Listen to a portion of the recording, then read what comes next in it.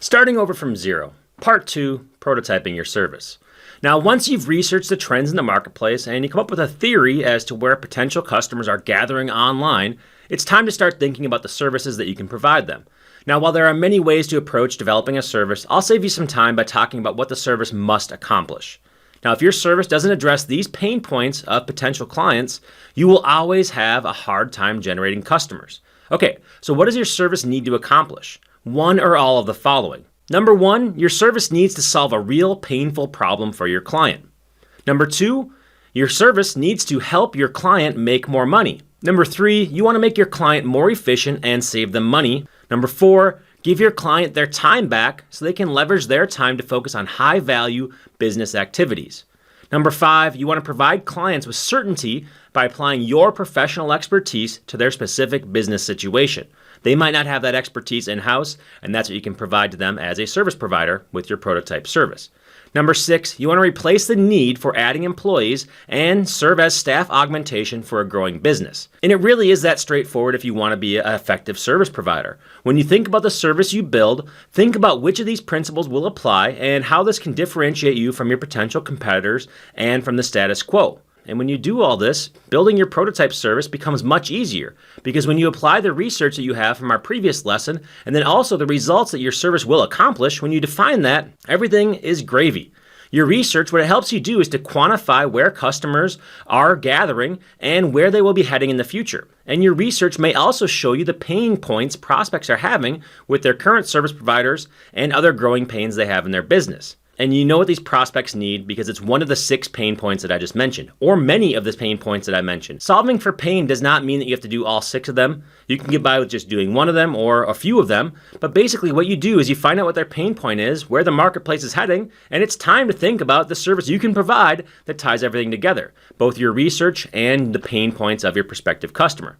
Okay, so let me give you a few examples of each of these. Number 1, solving a painful problem.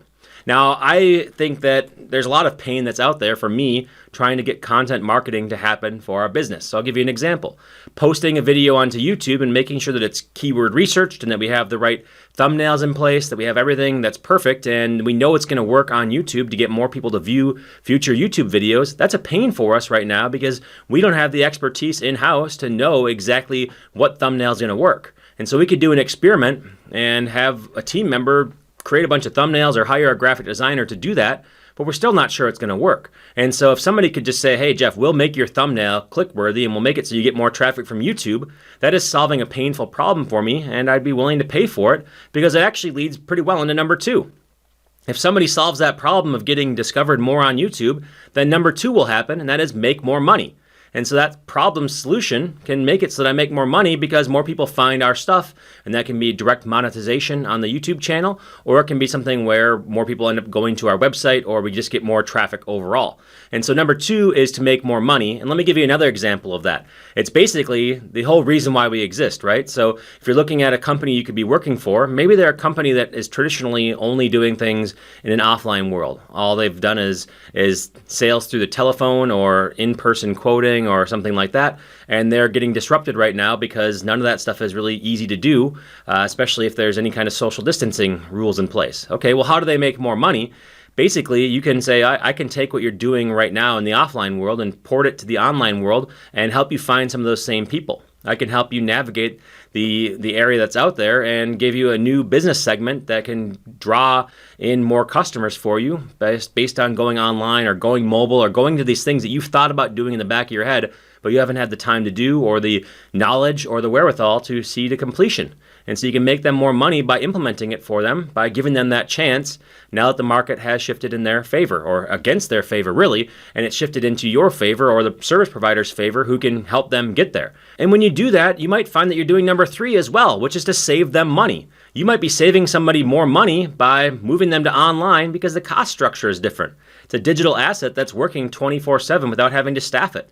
And so you could find that they don't need to have as big of a team in order to get the same results because it's more profitable doing things digitally, doing things in a scalable way with technology than it is relying only on human capital. So you could actually save them money while you're implementing that solution. And there's tons of solutions out there that are all about saving money. It's not just taking a business that was offline and moving it to online. It could be something where you're taking any type of technology they have that's out of date or that's not working very well, and you're saying, okay, well, you're not spending this money very efficiently. We can move to this new tool and it will save you time and money. Another saving money one is, for example, online advertising. Maybe somebody's already doing online advertising and they're squeaking out a profit, eking out that little profit. Maybe you could manage it for them, take over, and cut a lot of the expenses, cut a lot of things that aren't working for them, and make it so that they're focused entirely on profits because you went in there and saved them money. And so that could be a really nice value proposition as well. And in fact, number 3, save them money, is the number one thing that I did in order to make my agency successful. I was just both a lower cost provider than some of the incumbents that they were paying, the fees that we charged. Because we were more efficient and we could still make money off of it ourselves, but then also we saved them money in click costs and ad spend on the networks because we were more efficient with what we did. So we were a double-double, and that becomes an exponential gain for the client by doing both of those. And so that's the reason why a lot of people will take over a paid media account and only last for a couple weeks or a couple months, and our average client relationship is 5+ years because we do good by the customer. We save them money twofold by not charging too much in the first place, by using our efficiencies to deliver the service, but then also, in addition to that, by saving them money by not spending as much with the networks than they have to. Number 4, give them their time back. Hey, there's a lot of different services out there that give somebody their time back. And in fact, if you're just getting started out and you're in prototype mode and you're not sure what you need to do or what service to offer, basically you can say, I have a lot of time on my hands, extra time on my hands. I'll just give you your time back by doing whatever your problem is right now and doing it for you. So it's actually probably the most basic form of providing a service to somebody, and it's not something that will really work out for you well long term if you want to have a very profitable business. And charging by the hour has its limitations long term, but short term it can be the best thing you can do because you're basically exchanging your time for money, and that's a way that you can get some kind of certainty that you can have to say, okay, yeah, I'm going to make some money and I'm going to do well by going out on my own, by being a service provider. And so usually time for money is a beginner phase of the service provider prototyping. You don't want to do that too long, but it can actually pay your bills pretty much indefinitely until you move on to the next phase. Number 5, provide clients with certainty. Okay, so what kind of certainty does somebody want in their life? If you're an expert, what they want to know is that you are providing them with something that it's the right answer, that it's not going to go away or change. And so, for example, a lot of my consulting is giving people Google Analytics certainty. Now, I know that platform inside and out. I know how it works. I've talked to the people who make the platform. I've talked to other practitioners, and I have a pretty good idea as to how this thing works inside out and how you accomplish and provide solutions. And so what I can do is I can say, if I'm consulting with you on Google Analytics, that your Google Analytics is going to be working. And I'm certain of it because I'm an expert. And so providing your expertise in exchange for certainty to the client is worth both a premium on your whatever rate is, your project or hourly rate, but it also is something that is a very clear value proposition. Now, they could go out there and find a bunch of providers. Somebody else might be cheaper, so they might be number 3.